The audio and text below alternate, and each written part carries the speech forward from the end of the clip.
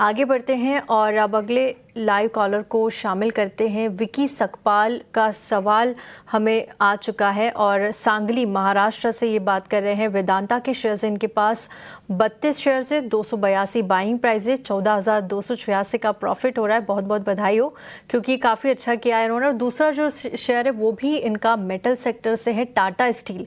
50 की क्वांटिटी है, 105 इनका बाइंग प्राइस है। इसमें भी देखिए 5,000 से ज़्यादा का मुनाफा ये कमा रहे हैं और इनका जो नज़रिया है वो लॉन्ग टर्म के लिहाज से है।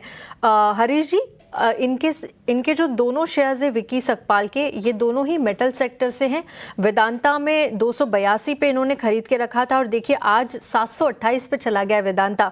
इसके अलावा टाटा स्टील की बात करें तो 50 की क्वांटिटी 105 पर लिया था और देखिए यहाँ पर टाटा स्टील में भी अच्छी तेजी 213 के लेवल पे जा चुका है। दोनों ही शेयरों में अच्छा मुनाफा कमा रहा है, क्योंकि हमने देखा इस साल जो मेटल सेक्टर है उसने बढ़िया आउट परफॉर्म किया है। काफ़ी अच्छे रिटर्न्स यहाँ पर निवेशकों को कमा कर दिए हैं। लॉन्ग टर्म के लिहाज से क्या अभी इन्हें यहाँ पर होल्ड करके रखना चाहिए? अभी जो मेटल सेक्टर की रैली है आगे जाके और सस्टेन होती हुई नजर आएगी? बिल्कुल, अगर देखा है तो दीप्ति जी, हमने रिसेंटली देखा था कि मेटल सेक्टर परफॉर्म करते हुए नजर आया। वही चीज वेदांता की साथ की बात करते हैं तो बिल्कुल यहाँ पे एक लंबा कंसोलिडेशन था स्टॉक प्राइस में। अगर अगर देखा जाए तो स्टॉक प्राइस बहुत बार हमने स्प्लिट बोनस देखने मिल रहा था कॉर्पोरेट एक्शन के चलते। लेकिन अगर चार्ट स्ट्रक्चर में देखते हैं तो हमने ऑलमोस्ट 2010 से लेके अभी तक एक बड़े रेंज में फंसा हुआ था। ऊपर की ओर ऑलमोस्ट 500 के 450 से 500 के करीबन मल्टीपल टाइम्स क्रॉस करने के लिए कोशिश किया था, वो फेल हो रहा था। लेकिन इस पिछले साल में हमने देखा था कि बिल्कुल दिसंबर नवंबर महीने में वो क्रॉस किया। उसके बाद एक लगातार एक तेजी देखने मिल रहा है। मुझे लग रहा है कि यहाँ पे स्ट्रक्चरल चेंज है, तो बिल्कुल लॉन्ग टर्म में मुझे लग रहा है कि इनको अच्छा मुनाफा देखने मिल सकता है आने वाले दिनों में। बिल्कुल लॉन्ग टर्म के हिसाब से बने रहना चाहिए। कोई भी टिप्स आता है वहाँ पे फिर से एवरेज किया जा सकता है और लॉन्ग टर्म में मुझे लग रहा है कि इनको अच्छा खासा प्रॉफिट देखने मिल सकता है। वेदांता में बने रहने की राय रहेगी इसमें।